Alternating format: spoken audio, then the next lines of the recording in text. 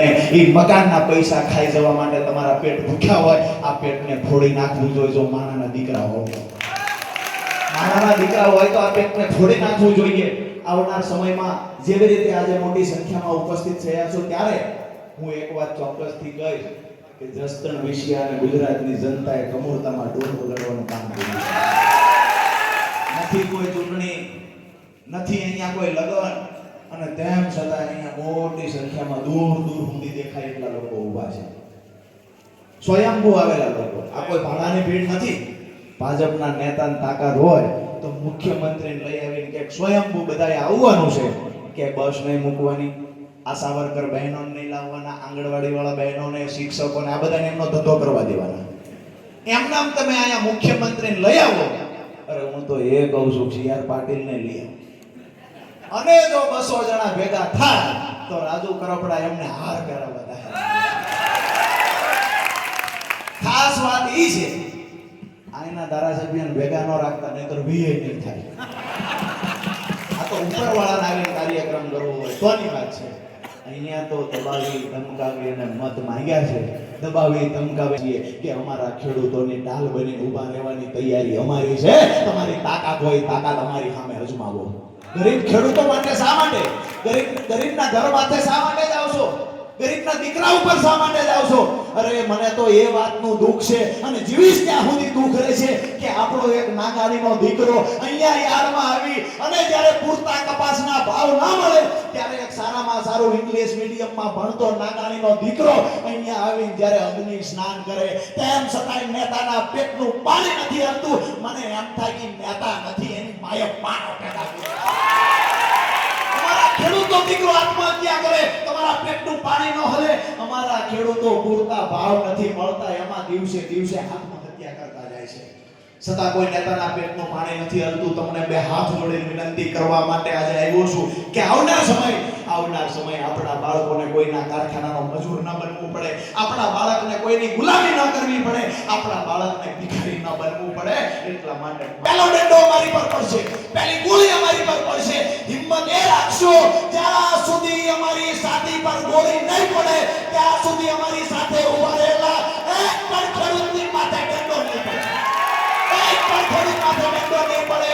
જ્યાં સુધી અમે જીવીએ છીએ ત્યાં સુધી અમારા ખેડૂતોને, ગરીબોને આ નમાલી અને માયકાગલી સરકારની નમાલી પોલીસની તાકાત નથી તેનો અવાજ કરાવી.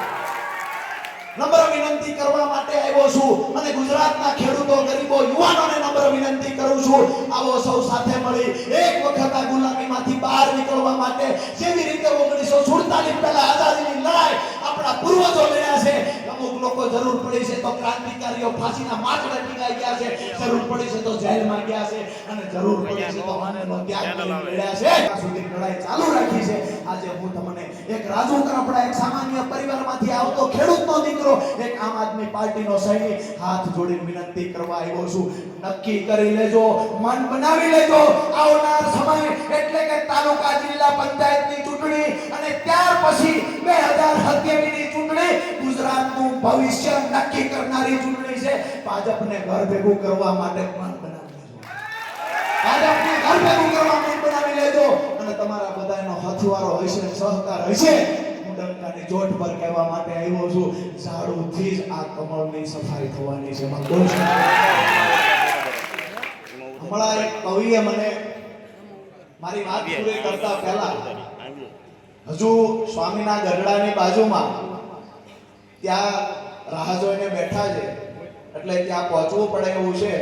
આપણી વચ્ચે વધારે સમય નહીં લઉં, પણ મને હમણાંથી જ્યારે કવિતાઓ બોલીએ છીએ ત્યારે કોઈને કોઈ કવિતાઓ મોકલતા રહે. એમાંની મને અમુક કવિતાઓ ગમે છે. એમાંની આ એક જે છે, ખરેખર ખલીલ ધનતેજવી સાહેબે લખી છે.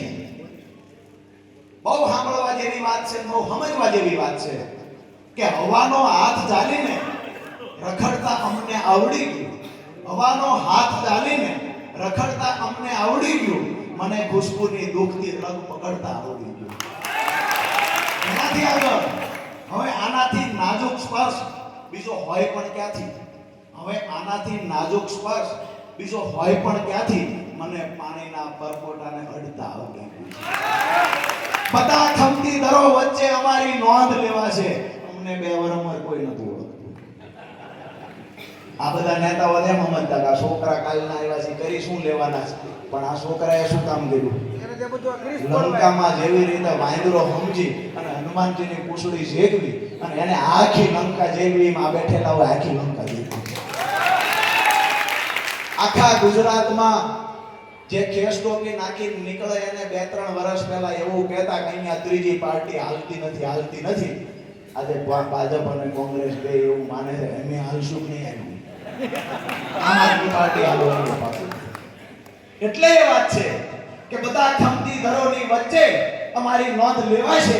ફરી મહેફિલમાં સૌની નજરે ચડતા અમને આવડી ગયું. ફરી મહેફિલમાં સૌની નજરે ચડતા અમને આવડી ગયું.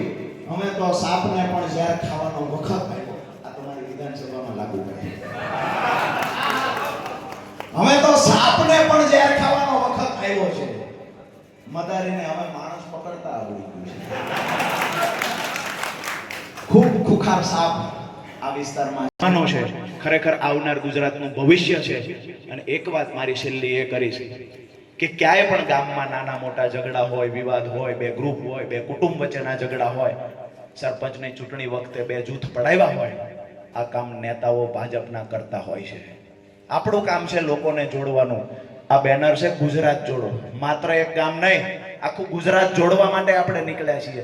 એટલે તમને સૌને વિનંતી કરું છું, ગામડાની અંદર કોઈ ભાજપમાં હોય, કોઈ કોંગ્રેસમાં હોય, તમામને હાથમાં જોડાવાના ફાયદા શું છે? આમ આદમી પાર્ટીમાં જોડાવાના એ ફાયદા છે. આમ આદમી પાર્ટી મજબૂત થશે એટલે પહેલા તો પીજીવીસીએલ વાળા એના પગમાં લંગર નખાઈ જશે. પીજીવીસીએલ વાળા માપમાં આવી જશે, સર્વિસ ટાઈમે થઈ જશે.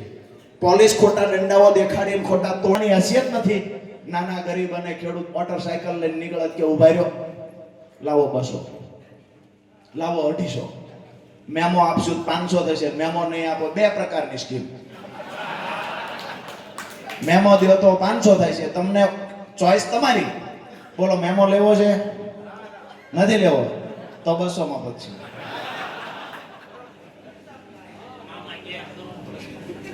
આ 2 પ્રકારની સ્કીમ. અને એ જોઈ વાહન મોટરસાયકલ તમે દરેક જિલ્લામાં તપાસ કરવાની.